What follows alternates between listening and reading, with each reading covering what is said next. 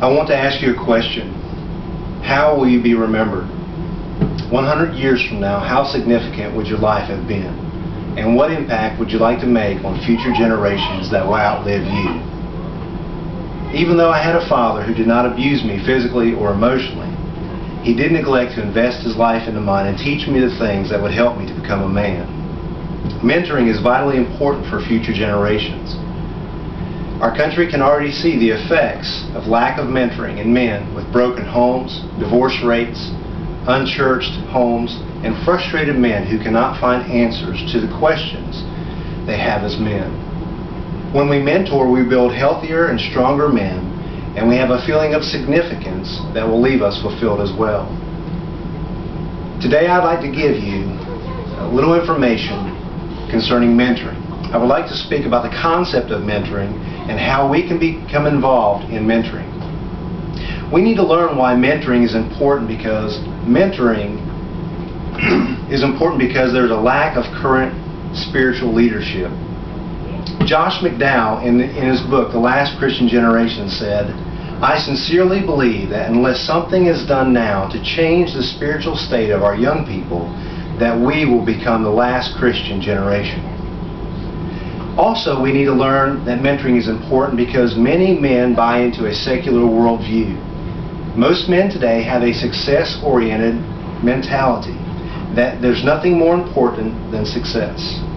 Mentoring is also important because there are no spiritual role models that we can look to anymore. With the scandals and different things that cloud the character of men, it's hard to find those who can stand to be a model. Also, our former mentors are dying. With the existing dying rate of our mentors, it's hard to see those that will replace them. Mentoring is also important because there are many men who desire to be mentored. Men are tired of spiritual imbalance, and also they want to know how to live the Christian life. We also need to learn how to mentor because mentoring is not age limited. Anyone can mentor.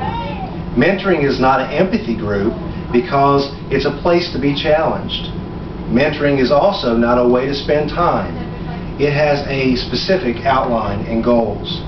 Mentoring is not a secular worldly idea. It was first biblical. I like the mission statement of Arrow Leadership.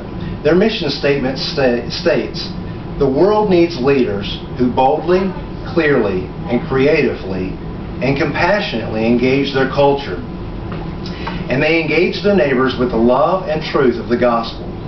Leaders who can wisely and skillfully mobilize and guide churches and Christian organizations to do the same."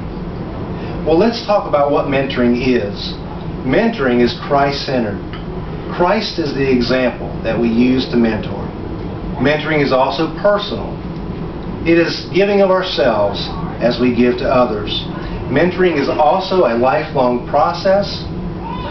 It is investing our lives in the lives of men, as Phil Downer said in his book, Eternal Impact.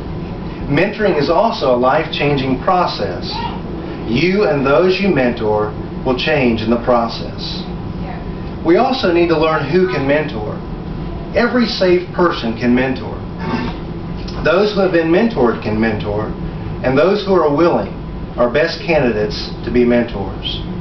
We also need to learn when to mentor. We should mentor at all times. After all, mentoring is life on life. It's the good times and the bad, when we feel like it or not. Mentoring is a lifestyle. It's not a program. Mentoring is a process because it takes time to grow.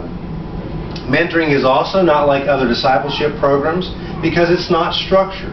Mentoring cannot take place in a 12 or 16-week period.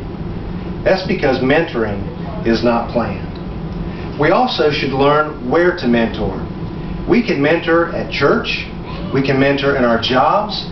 We can also mentor in our homes. These are places that we can mentor. Also, we should understand how we can become involved in mentoring. We can become involved in mentoring by praying. We should pray that God would give us someone that we can look to help us to mentor. We should also pray that God would give us someone that we can pour our lives into. We can become involved in mentoring by being active. Actively learning about mentoring. We should actively seek counsel from experienced mentors. We can also become involved in mentoring by being available. Mentoring is a lifestyle, not a monthly event. Mentoring shows that we are interested and that we take time. We can also become involved in mentoring by becoming a leader. Being a leader shows that we're serious. We can also become involved in mentoring by being real. Being real means being transparent, practicing what we preach, and living a good example. So as we conclude, let us understand and realize that mentoring is needed in our world. It's a process that we must go through. It's something that every saved person can do, and mentoring is done as we live our life. So today we should understand the concept of mentoring is very simple. It's life on life, and that we can all become involved in changing the future of our generations to come. So to change the dilemma and the lack of men in our world, I want to challenge each of you to stand up and be the influence that is needed in your world. We as men of God need to stand up and take responsibility for our sons and our future leaders of tomorrow's generations.